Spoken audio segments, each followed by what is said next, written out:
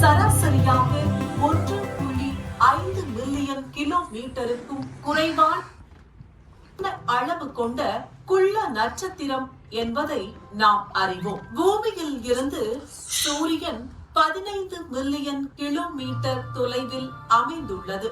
சூரியன் என்பது வாயு பந்து ஆகும். அதன் மையத்தில் வெப்பநிலை மற்றும் அழுத்தம் மிக அதிகமாக இருப்பதால் ஹைட்ரஜனின் அணுக்கரு இணைவு தொடங்குகிறது.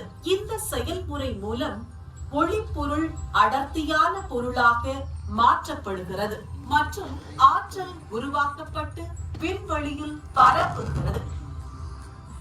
சில சமயங்களில் சூரியனின் மேற்பரப்பில் உள்ள காந்தப்புலம் குவிந்து சிறு புள்ளிகள், அதாவது சூரிய புள்ளிகளை உருவாக்குகிறது. இவற்றில் பெரிய வெடிப்புகள் மூலம் விண்வெளியில் ஆற்றல் குவிந்து வெளியேறுகிறது. இவை சூரிய தீப்பிழம்புகள்.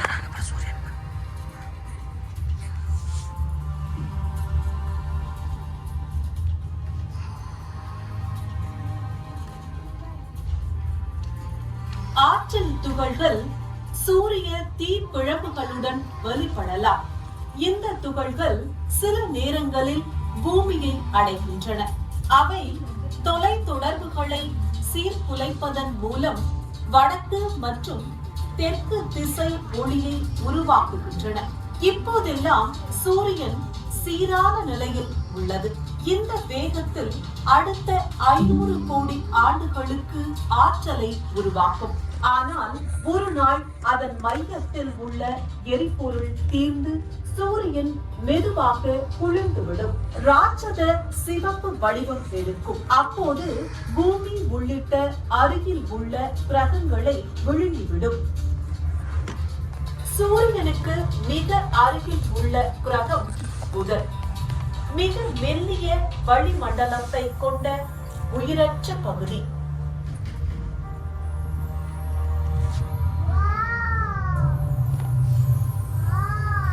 ஆயிரக்கணக்கான சிறு கோள்கள் மற்றும் வால் மீன்கள் மோதுவதால் அதன் மேற்பரப்பு குழிகளால் நிறைந்துள்ளது. 2004ஆம் ஆண்டு புதனை கண்காணிக்க விஞ்ஞானிகள் மெசஞ்சர் என்ற விண்கலத்தை அனுப்பினர். இந்த வாகனம் புதனின் மேற்பரப்பின் மதிப்புமிக்க விவரங்கள் மற்றும் தெளிவான படங்களையும் எங்களுக்கு வழங்கியுள்ளது. வீனஸ் பூமியின் அளவை போலவே உள்ளது. ஆனால் அதன் வளிமண்டலம் கிரீன் ஹவுஸ் வாயுக்கள் மற்றும் கந்தக அமிலத்தால் நிரம்பி இருக்கிறது. இதன் காரணமாக அதன் மேற்பரப்பின் வெப்பநிலை 400 டிகிரி செல்சியஸ் வரை உயர்கின்றது. வீனஸில் மிகப்பெரிய புவியியல் செயல்முறைகள் உள்ளன. அதிகப்படியான எரிமலை ஓட்டம் அதன் மேற்பரப்பை தொடர்ந்து மாற்றுகிறது. ஒவ்வொரு 100 மில்லியன் வருடங்களுக்கும் இந்த செயல்முறைகளால் வீனஸின் மேற்பரப்பு புதுப்பிக்கப்படுகிறது. சூரியனில் இருந்து மூன்றாவதாக பூமி தண்ணீர் மற்றும் ஆக்சிஜன் நிறைந்த வளிமண்டலத்தை கொண்டுள்ளது.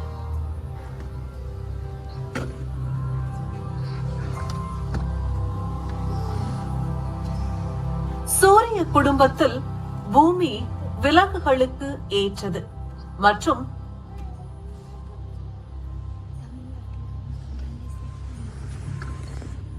சந்திரன் நமது உள்ளார்ந்த செயற்கைக்கோள். இது பூமியை விட 4 மடங்கு சிறியது மற்றும் வளிமண்டலம் இல்லை.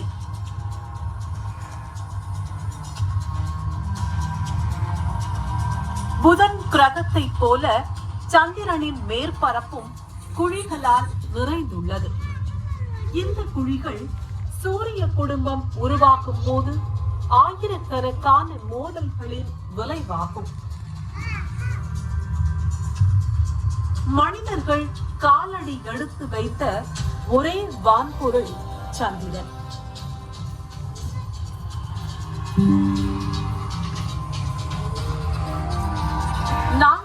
கிரகம் செவ்வாய். பூமிக்கு மிக அருகில் செவ்வாய் வரும்போது நம்மிடம் இருந்து 70 மில்லியன் கிலோமீட்டர் தொலைவில் இருக்கும். கடந்த 40 ஆண்டுகளாக விஞ்ஞானிகள் செவ்வாய் கிரகத்தை தொடர்ந்து ஆய்வு செய்து வருகின்றனர். அதன் மேற்பரப்பின் தொலை வரைபடங்களை நாங்கள் உருவாக்கியுள்ளோம். அதில் பல பள்ளங்கள், மாபெரும் அழிந்து போன எரிமலைகள் மற்றும் ஆழமான பள்ளத்தாக்குகள் உள்ளன.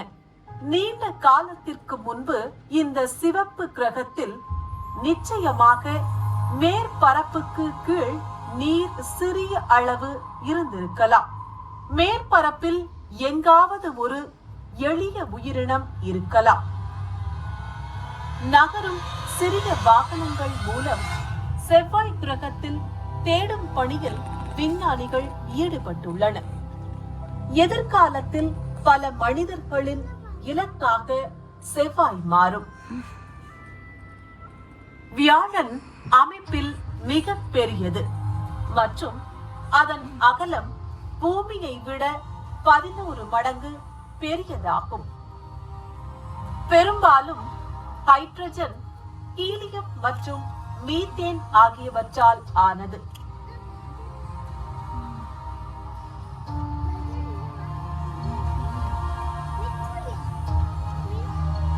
மிகவும் நெகிழ்வான மற்றும் மாறும் தன்மை கொண்ட வியாழனின் வளிமண்டலத்தில் உள்ள ராட்சத சிவப்பு திண்டு நாம் எளிதாக அடையாளம் காணலாம்.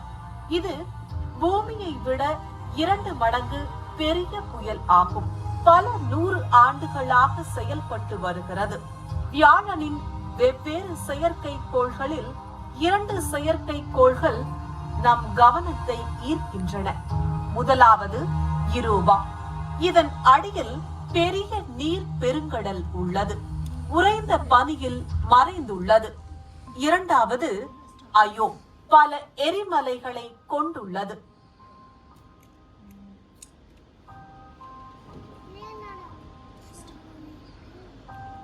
சனி. இது சூரிய குடும்பத்தில் உள்ள மிகவும் கண்கவர் கிரகம். இதன் வளையம் பனி மற்றும் பாறை துகள்களால் ஆனது. அவற்றில் பெரும்பாலானவை அதன் ஈர்ப்பு காரணமாக இழுக்கப்படுகிறது. சனியின் துணைக்கோள்களில் ஒன்றான டைட்டன் சுவாரஸ்யமானது. அதன் வளிமண்டலத்தில் கரிம பொருட்கள் இருப்பதையும் அதன் மேற்பரப்பில் திரவ மீத்தேன் குளங்கள் இருப்பதையும் விஞ்ஞானிகள் அறிந்திருக்கிறார்கள். அடுத்த கிரகம் யுரேனஸ். இது பெரிய வளையங்களை கொண்டுள்ளது. ஆனால் சனியை போல பிரகாசமாக இல்லை. சூரிய மண்டலத்தின் வெளிப்புற கோள் நெப்டியூன் ஆகும். இது யுரேனஸ் கிரகம் போல் தெரிந்தாலும் அதன் வளிமண்டலம் மிகவும் சுறுசுறுப்பாக உள்ளது. அதற்கு அப்பால் புளூட்டோ, எரிஸ், மேக்மே மற்றும் ஹவுமியா போன்ற குள்ள கிரகங்கள் அமைந்துள்ளன. அவற்றின் நூற்றுக்கணக்கான அறியப்படாத தோழர்கள் மற்றும் சிறிய உடல்கள் சூரிய குடும்பத்தின் எல்லையில் கேப்பர் பெல்ட் எனப்படும் பெரிய பெல்ட்டில் அமைந்துள்ளன.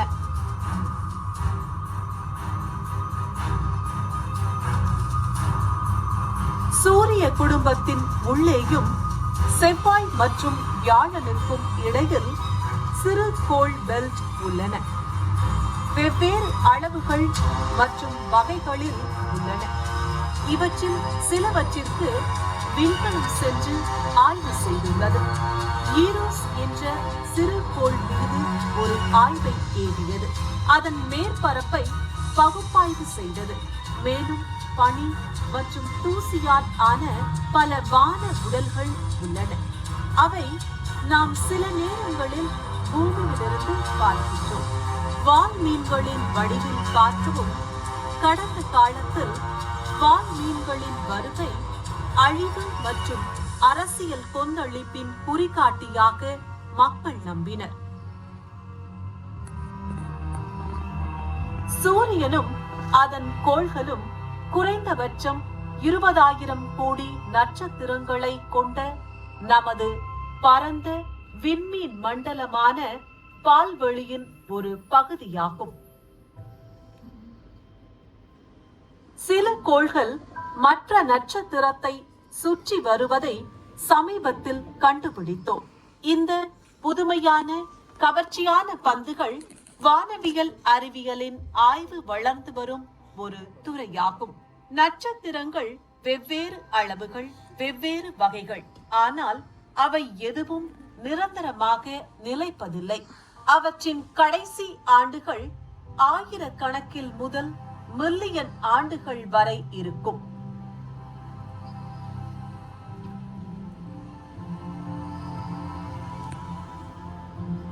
பெரும்பாலும் அவை பேரழிவாக இறக்கின்றன மற்றும் அவற்றின் எச்சங்கள் விசித்திரமான வெள்ளை குள்ள நட்சத்திரங்கள், நியூட்ரான் நட்சத்திரங்கள் அல்லது கருந்துளைகளாக மாறுகின்றன.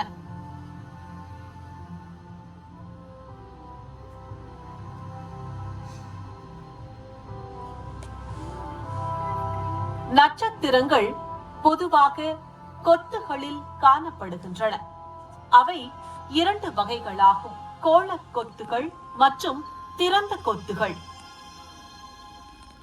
கோளக் கொத்துகளில் நட்சத்திரங்கள் ஈர்ப்பு விசையால் ஒழுங்கமைக்கப்பட்ட ஒரு பந்து வடிவத்தில் மையமாக உள்ளன.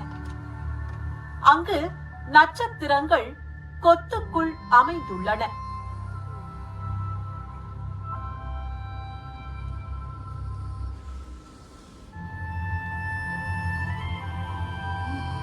இந்த தகவல்களில் இருந்து நட்சத்திரங்களின் வயதை கண்டறியலாம்.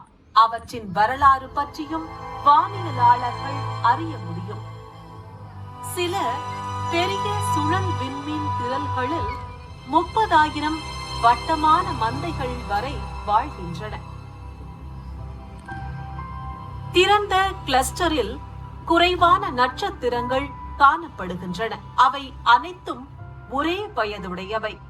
ஈர்ப்பு விசையின் காரணமாக விண்மீன் மண்டலத்தின் நட்சத்திரங்கள் பின்னிணைக்கப்படுகின்றன. அத்தகைய திரள்கள் தங்கள் நட்சத்திரங்களை இழக்கின்றன. பெரும்பாலான திறந்த திரள்கள் சில மில்லியன் ஆண்டுகள் மட்டுமே நீடிக்கும்.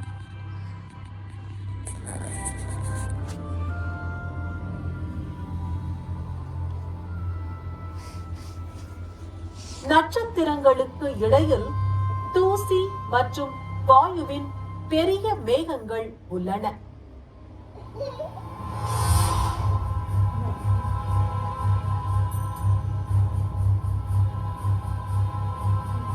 இந்த நெபுலாக்களின் வாயுக்களில் ஹைட்ரஜன், ஹீலியம் மற்றும் பிற அயனியாக்கம் செய்யப்பட்ட வாயு ஆகியவை அடங்கும்.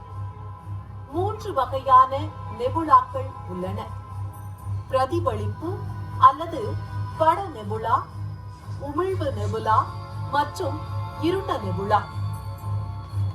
நிலைமைகள் சரியாக இருந்தால் இந்த மேகங்கள் தங்களுடைய ஈர்ப்பு விசையின் கீழ் சுருங்கும் வரை புதிய நட்சத்திரங்கள் அணுக்கரு இணைவை எரிப்பதன் மூலம் பிறக்கும்.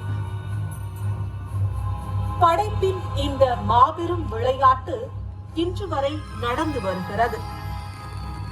இந்த நெபுலாக்கள் ஒரு வகையான உமிழ்வு நெபுலாக்கள். நமது சூரியனை போன்ற நட்சத்திரங்கள் அவற்றின் சொந்தமாக உருவாக்கும் போது வெளிப்புற அடுக்குகளை இழக்கின்றன.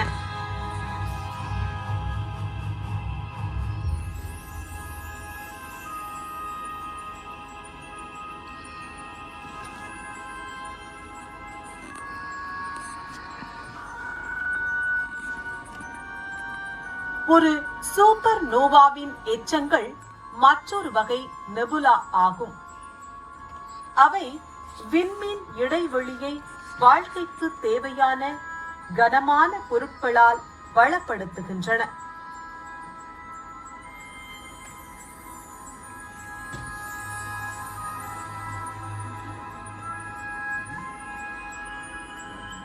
நமது பால்வழி அண்டம் 1,50,000 ஒளி ஆண்டு நீளமும் 30,000 ஒளி ஆண்டுகள் அகலமும் கொண்ட ஒரு சுழல் அண்டம் ஆகும்.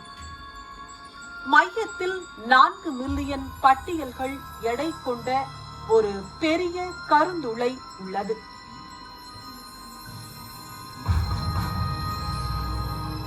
விண்மீன் மிகவும் பெரியது.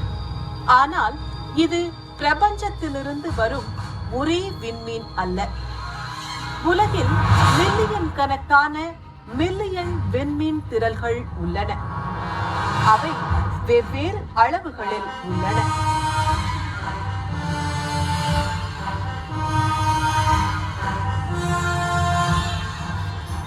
சராசரியாக நீள்வட்ட அண்டங்கள் பழைய நட்சத்திரங்களால் ஆனது. நாணயத்தின் மையம் பிரகாசமாக உள்ளது மற்றும் அங்கிருந்து 2 சுழல் கைகள் வெளியே வருகின்றன. குறிப்பிட்ட வடிவம் இல்லாத விண்மீன் திரள்கள் ஒழுங்கற்றவை எனப்படும். இதில் நிறைய தூசி மற்றும் வாயு அடங்கும். பெரும்பாலான திரள்கள் சுழல் அல்லது நீள்வட்ட வடிவத்தில் தொடங்குகின்றன. பின்னர் மற்ற விண்மீன் திரள்களின் ஈர்ப்பு விளைவு காரணமாக விண்மீன் திரள்கள் அவற்றின் சொந்த கொத்துகள், சூப்பர் குழுக்கள் மற்றும் பெரிய சூப்பர் குழுக்களை உருவாக்குகின்றன.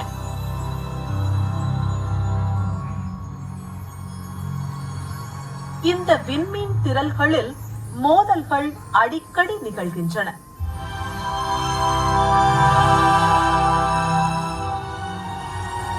இது மோதும் விண்மீன் திரள்கள்.